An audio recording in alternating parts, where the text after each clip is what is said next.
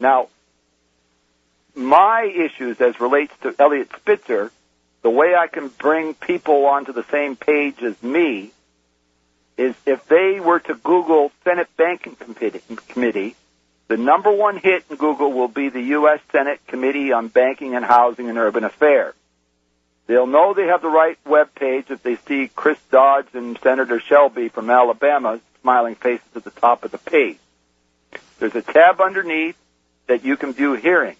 As a member of the public, and an American citizen or anyone in the world, they have every right to look at the public records of the U.S. Senate Banking Committee, the very committee that oversees the financial industry that has caused this economic collapse that is upon us. If they go to hearing schedule and search the year 2003, there's a little search bar and a little button you tip up and you go to 2003.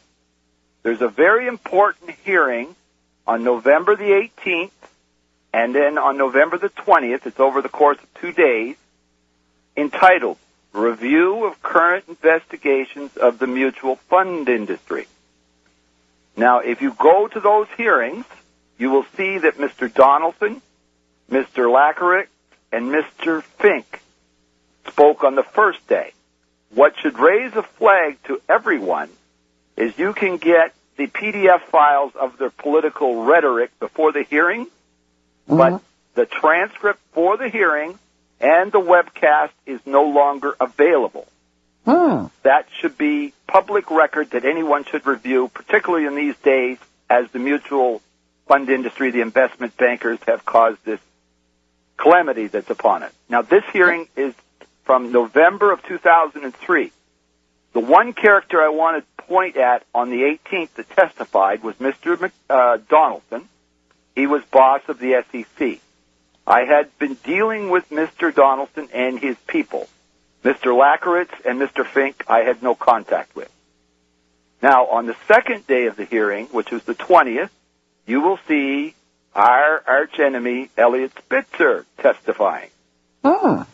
You will see Stephen Cutler. Now, Stephen Cutler was Mr. Donaldson's top enforcement lawyer for the SEC at the time, and now he's general counsel of J.P. Morgan, one of the banks buying up all the other banks at 10 cents on the dollar with your money.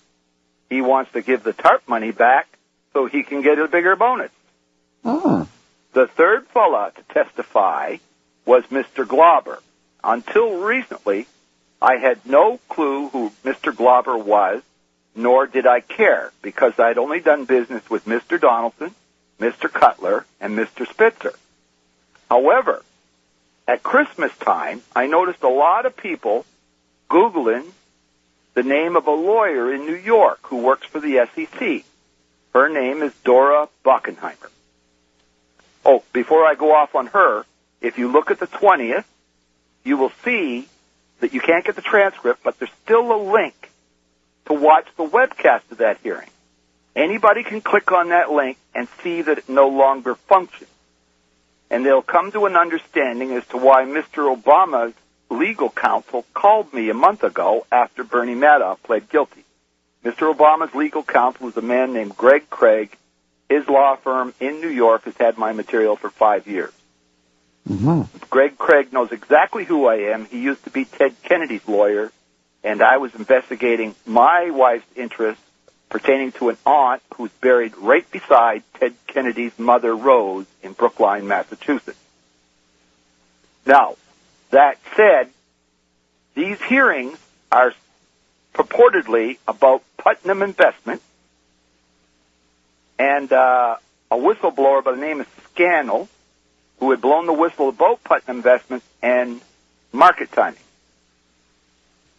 That is what they say the hearings are about, because there was all of a sudden a quick settlement on Putnam Investment as soon as a man by the name of Nestor, who's now a judge in Massachusetts, he was kind of riding on Elliot Spitzer's coattails and filed a state complaint against Putnam Investment and embarrassed the Fed.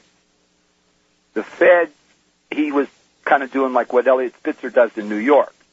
The Feds were well aware of that whistleblower and his concerns about market timing. Apparently, he'd even had a brick taken to his head as he was trying to expose his concerns about market timing within Putnam. However, the feds were well aware of me and my concern with Putnam because they owned half the Brookline Savings Bank, half the shares, and I had filed what is known as Form 211s with the U.S. Treasury Department reporting my concerns about bank fraud, tax fraud, securities fraud. And when they refused to do anything and kept persecuting me and prosecuting my wife, I sued everybody in 2002. So in 2003, while my matters were still ongoing, Scanlon's concerns broke surface, and the feds knew all about me in Putnam, so they had some lawyers, one by the name of Philip Kosky and another one by the name of Lou Randazzo, try to reason with me. I will not make a deal with the devil, just like you, particularly while I have litigation ongoing in court. Somebody better fess up fast, is what I was basically telling Lou Randazzo and Philip Kosky. Instead, they made a quick settlement with Putnam Investment. That raised a flag because of other prosecutions of Enron, Syndicate Corporation, all kinds of stuff. Meanwhile, I was feeding two people, or many people, but two people in particular, Eliot Spitzer and Senator Fitzgerald in Chicago. He quit his seat, and Barack Obama went for it. Now, this is all a matter of history that anybody can check, and I'm speaking kind of quickly, but whereas this call is recorded, it's important to put as much on the record so people can check what I'm saying later. Yeah. They can just sort of follow along as best they can. Mm-hmm. But back to Mr. Spitzer. Mr. Spitzer testified on the 20th. If you check my documents, which I'm sure you have, you can see that Eliot Spitzer thanked me for my information on the 20th with his signature. Within the month or so, I realized that Mr. Spitzer was a crook and told him so in no uncertain terms by way of a lawyer named Beth Golden. I got a second answer in February of 2004. By that time, I had received many answers from many congressmen and senators, like Senator George Allen.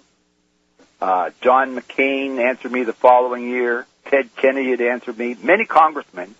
But one that people should find especially interesting is Jesse Jackson Jr., the fellow who was co-chair getting Mr. Obama elected. He answered me about the same time that Patrick Fitzgerald, the U.S. Attorney in New York, answered me in October of 2003, a month and a half before that hearing in November. So Jesse Jackson Jr., who knows the governor of Illinois, obviously, and Patrick Fitzgerald, obviously, knows everything I'm telling you is true. And let's just say Chicago is not my kind of town, but not only am I raining on New York today, but Chicago, much to the chagrin of your new president. Mm-hmm. But back to Eliot Spitzer and you and I. Eliot Spitzer knew the truth by his own signature to me, dated November the 20th, 2003, on the same day he testified at that hearing that went missing. Now, David Amos, as a whistleblower about financial crime, they have done many things against myself and my family. The Americans tried to take me to Guantanamo Bay in April of 2003 after I began winning some judgment by default in matters where I was suing people. That didn't work out. 6 months later, I caused that hearing. After that hearing, anybody can check history. Attorney General Ashcroft and Wayne Easter, the Solicitor General of Canada, had a meeting. November the 19th, 18th, 19th, 2003. I was due an answer from Eliot Spitzer on from Attorney General Ashcroft on the 20th. Just Google November 19th, 2003, and you will see about that meeting. I was on the phone to them. You can see where the Deputy Prime Minister of Canada admitted contact.